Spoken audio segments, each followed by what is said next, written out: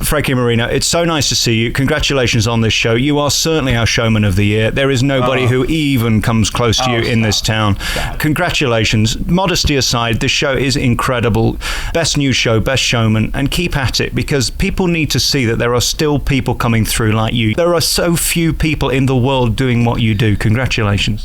Welcome back to Celebrity Radio. It's Alex Belfield talking to the biggest stars in the world and in Las Vegas, and we've got one for you today. Frankie Moreno's just come off stage. How are you? I'm great. How you doing? I'm delicious, but not as good as you.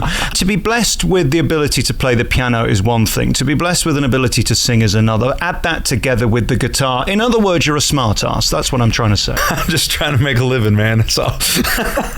I don't know. I mean, I don't know, like, the whole piano and singing thing. I know a little bit of piano. I know a little bit of singing. It's more about just going out there and having a good time, you know? I was thinking of how to describe you, and I was thinking of Elvis and Sinatra and Rod Stewart and Elton, and all these people are showmen, and there aren't many left, and you are one of them. In the world greats, you're up there. You're phenomenally captivating, and this is the only serious compliment I'm going to give you, but well done. What you have created in your act is so remarkable. Oh, I appreciate that. There's so many shows that I could say, La Rev, just phenomenal shows. And everything has its place. I don't feel like we're competing with any show. You know, I don't feel like they're competing with us or we're competing with them. Everything has its place. When a tourist comes to Las Vegas, and Las Vegas is built on tourism, you want to see different things. But there was a hole with the whole kind of act of Frank Sinatra, Bobby Darin, Elvis Presley, and by no means are we trying to copy that. I mean, as you've seen in the show, I'm not trying to. It's not an impersonation show or a tribute show, or we're not doing a throwback. And we get the words thrown around a lot: old school and vintage and throwback and retro. I mean, half the music you heard in that show I wrote a couple months ago. You can't get more new than that. That's new. It's brand new, but it's that feeling of you know, a guy in a spotlight with a microphone, and God, I wish there was more of that. However, that would put me out of a job, you know. So I'm glad I've not been so impressed by another man stood on a stage since I saw Danny Gans probably 10 or 15 years ago, and he was another man who was just blessed with this gift and could stand there and was infinitely entertaining. It is so rare now to see anybody who can actually sing live. I mean, even in this town, I've heard 90% click-track shows, and it is depressing. What is it about this town now that can't find another Frankie or another Danny or a one-man show? You know, that's just what it is now, because I mean, that's what the music industry is. There's not a lot of stuff. You can turn on pop radio now and hear actual instruments. There's no real drum kits and bass guitars and acoustic guitars. That doesn't exist. Let's talk about your band, because as a deeply ugly man, I'd never get a part in your orchestra, would I? Because, I mean, they're all trying to be delicious and all of that. Well, why don't you put a token ugly one in just to make me feel better? When we were putting together this new show, I changed the band a lot because I got a lot of young guys in the band. And why? There's fire. They're not jaded. They're not jaded by the industry. The industry has changed a lot in the last 10 years. A lot. I mean, in all aspects of the music industry, it's changed a lot. And people who have been in the business get jaded, like, oh, you know, well, what happened? I can't make a living. I can't make a record. And these young guys, they're playing music because they want to play music. You know what I mean? It has nothing. Music was never invented to make money. Never. You know, originally music was for, you know, praying to the gods at the time, and then to God, and then kings would buy it from, you know, Mozart era and all that, and then comes Beethoven, and Beethoven says, no, I'm going to play for the public and have them at my house. And then Chopin comes and he says, hey, let's do it, and I'll do it in a parlor for free, and people can come and watch there. And then it just goes on to ragtime and the blues and the jazz, and it was never intended for money until Thomas Edison invented the record machine to record, and next thing you know, they're labeling music, and you have to sell it.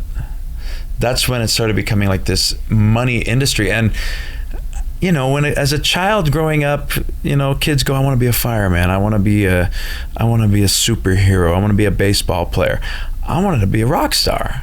I mean, I always wanted it. And not because I wanted to be famous. I mean, that's actually the downside of the job, really. It's, you know, going out and having to constantly be on, make sure you're wearing something that, like, if someone comes up and wants to take a picture, God, that's a pain in the ass. You know, I mean, I do it because I just love music, and I happen to be good at it, and I work really hard to get better at it. But it was never about money or fame and that's what this new band is like. I handpicked certain people that were all on that page right now. You know, I'm older than them a little bit, just a little bit. But they're all on that level where they're still, this is the most exciting thing in their life. And you can watch it up there. And they're all phenomenal players. And we don't need any sort of supplements. A couple songs I'll throw some stuff in just because I like the way it sounds. And these days with Vegas shows with the lights, you got to have clicks on certain songs too if you're doing a crazy light show.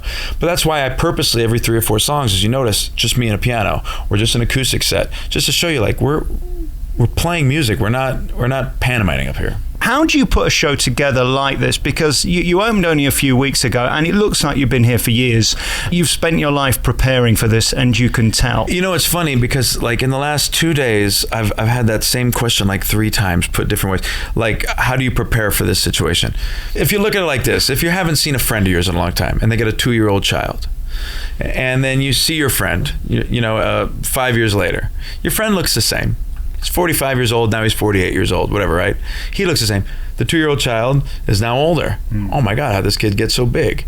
He's talking, and then you see him 5 years later, oh my God, now he's a teenager, right? The kid doesn't think of it that way. Right. So it's the same thing for me. Like I've always just looked at like just trying to get better, just trying to like I said, I don't pay attention to even what's going on out there. Everybody's got their place, and all I'm trying to do is just improve what I'm doing and add and subtract the stuff I don't need. Yeah, it's just a growth, and I don't really have an end game to this. It's just moving forward. What's lovely about you too, and you mentioned the greats earlier, the Sinatras, who could stand on stage with such ease. When did you get to that point where you could stand there and not be fazed by this one snoring in the corner, or this one going to the loo, or this one dropping their drink on the floor, or the lady looking in her handbag? Because it can put you off. That's just the whiskey. I mean, I don't. Once I have a couple shots, I could give a shit. No. You know what it is? I played a lot of bars. Like, I mean, I started playing bars when I was 10 years old. I did Star Search when I was 10 years old, and I went out and did a whole bunch of stuff in Hollywood and did cruise ships. And at 11, 12, 13 years old, I was playing bars. And I'd come in from the kitchen and I'd play 4 hours. And on my breaks, I had to sit in the kitchen. All my band was 40-year-old guys. And I'd sit in the kitchen, and that was my life. And then I'd go to school in the morning. And I had, maybe B's at best at school, and I failed music classes because the music classes was at 7 a.m. and I couldn't make it in time. So I was late, so I got F's because I was always late.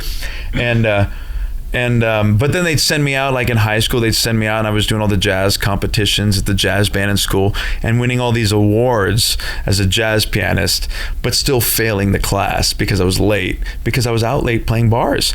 And I'd play bars, and bars are 4 hours a night, and bars are not people who come to watch you sing.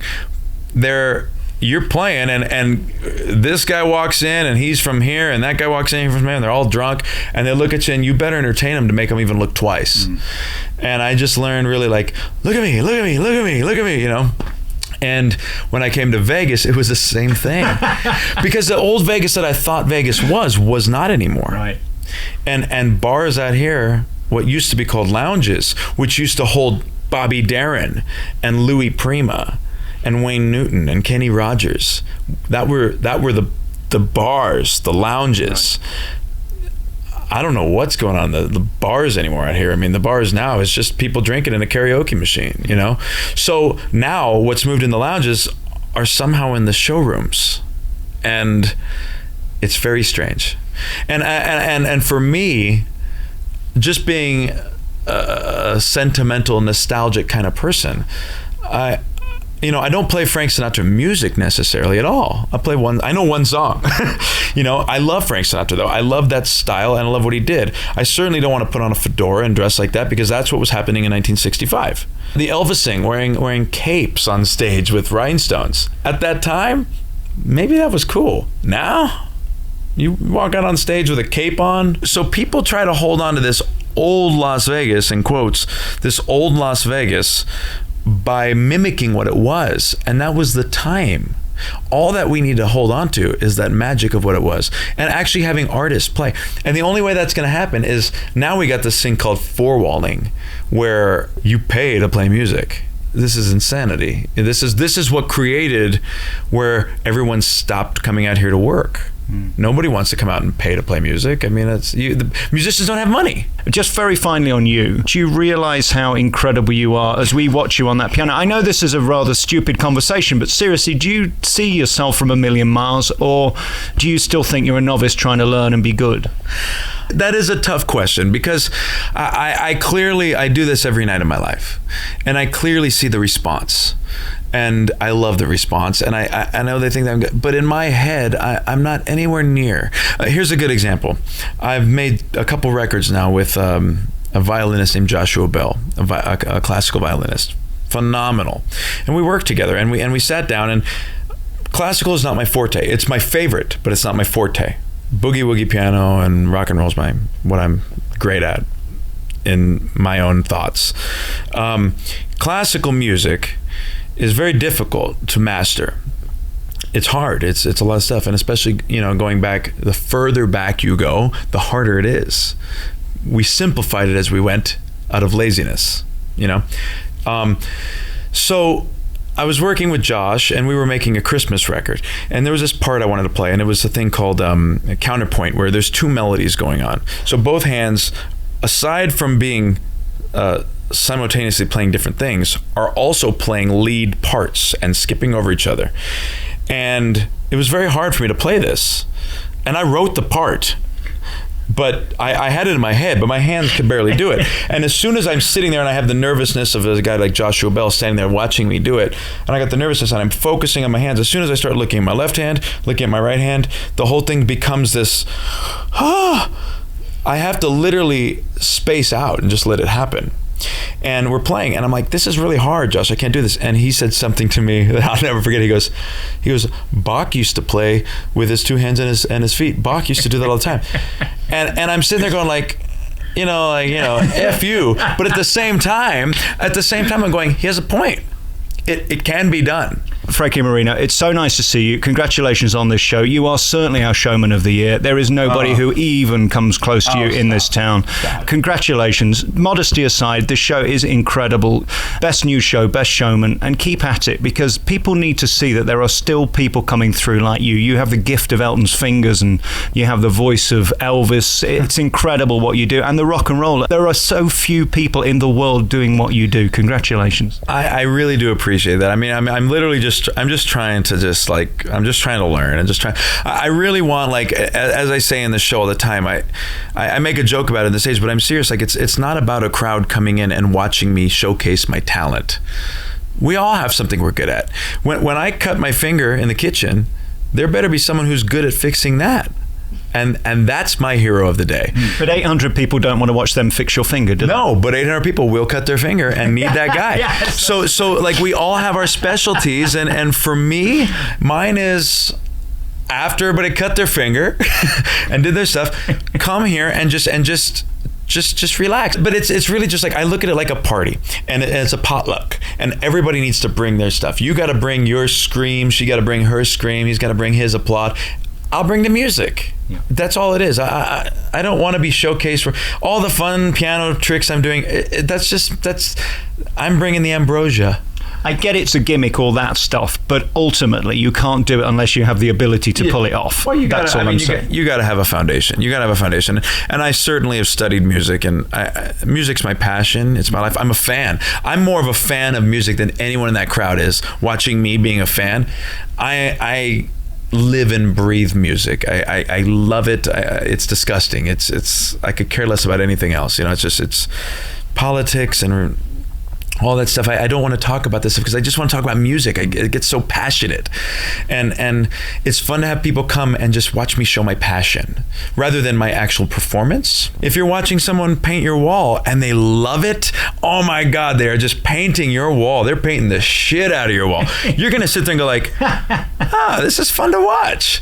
But if someone hates their job, who wants to watch that? We're not comparing your show to paint drying, are we? Come on, we can do better than that. I guess everybody's got their cup of tea. Frankie Moreno, really lovely to see you again. This show is phenomenal. You're an amazing talent, a world-class performer, and Mr. Entertainment. Nothing like it this year. Best show, best showman. Thank you so much. Just more loose trousers. I think that's the only thing that we can improve on. We don't need so much of that pulsating. I'm trying to sell tickets.